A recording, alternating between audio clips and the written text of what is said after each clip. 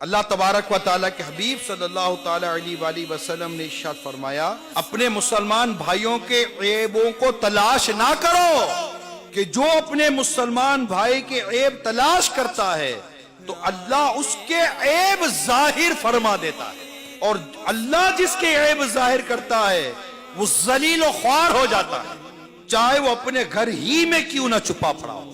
جو اللہ پر ایمان لایا، اللہ نے اس کی عزت کے تحفظ کا اہتمام فرمایا ہے، یعنی جو دین اور اسلام کو قبول کرتا ہے، ہمارا دین اسلام اس کی عزت کی حفاظت فرماتا ہے اور اس کے اصول بیان کرتا ہے۔ ہر ایک کو اجازت نہیں دی جائے گی کہ جس کی مرضی چلے، جس کی عزت اور جس کے اندرونی معاملے میں اور رازداری میں ہاتھ ڈالتا رہے۔ نبی پاک صلی اللہ تعالیٰ علیہ وسلم فرماتے ہیں، بدترین سود یہ ہے جو کسی مسلمان کی آبرو میں دست اندازی کرتا ہے، ہاتھ ڈالتا ہے۔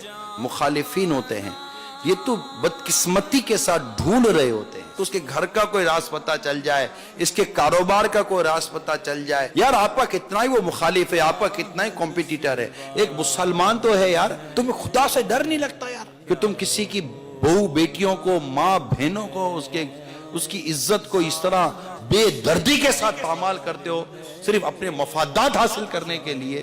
کیا تم ماں بہنوں والے نہیں ہو؟ کیا تم ماں بیٹی والے نہیں ہو؟ کیا تم بچے والے نہیں ہو؟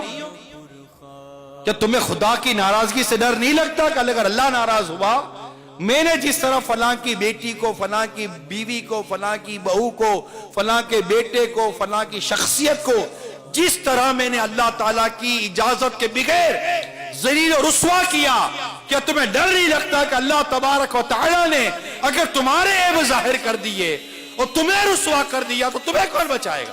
پوچھ تو لو کسی مفتی اسلام سے کہ تمہیں اس بات کی شریعت اجازت دی ہے یا نہیں دی ہے؟ اور بدقسمتی کے ساتھ تم اپنے اس پروفیشن کے پیسے لیتے ہو۔ شرم آنی چاہیے، شرم۔ چلو بھر پانی میں، چلو کہتے نا محاورہ، چلو بھر پانی میں شرم کے ہمارے آدمی ڈوب مرے۔ میں ایسا گندا اور غلیظ قسم کا انسان ہوں جو بلا اجازت شرعی اللہ کے بندوں کے عیب ڈھونڈتا ہے، ان کی برائیاں ڈھونڈتا ہے، ان کی کمزوریاں ڈھونڈتا ہے، نہ اس کی بیٹی کو چھوڑتا ہے، نہ اس کی بہو کو چھوڑتا ہے، نہ اس کے بیٹوں کو چھوڑتا ہے، نہ اس کے کاروبار کو چھوڑتا ہے، نہ اس کی بچوں کی امی کو چھوڑتا ہے، نہ اس کو چھوڑتا ہے، نہ اس کے گھر بار کو چھوڑتا ہے۔ ڈھونڈتا رہتا ہے کہیں اس کی کمزوری مل جائے، پرچار کروں، شور مچاؤں، وہ ذلیل ہوگا، میری عزت بڑھے گی۔ ارے تف ہے ایسی عزت پر جو کسی مسلمان کو بلا اجازت شرعی اس کو ذلیل کر کے ملتی ہو۔ تو اگر مسلمان ہو میری بات کو سمجھو، اپنے آپ کو اس بڑے بول سے نکالیے کہ جناب ہم بھی جانتے ہیں۔ ارے کچھ بھی نہیں جانتے، کپڑے ناپاک ہو جانا آپ پاک کرنا بھی نہیں جانتے۔ آپ خود اپنے کپڑے ناپاک کو پاک نہیں کر سکتے، کسی کے ناپاک کردار کو پاک کیسے کرو گے یار؟ خود آپ کے اندر گناہ اور برائیوں کی ناپاکی بھری ہوئی ہے، کسی اور کو پاک کیسے کرو گے یار؟ آپ کا اپنا دل مسلمانوں کی عزتوں کو پامال کر کر کے گندا ہو گیا، آپ معاشرے کو صاف کیسے کرو گے یار؟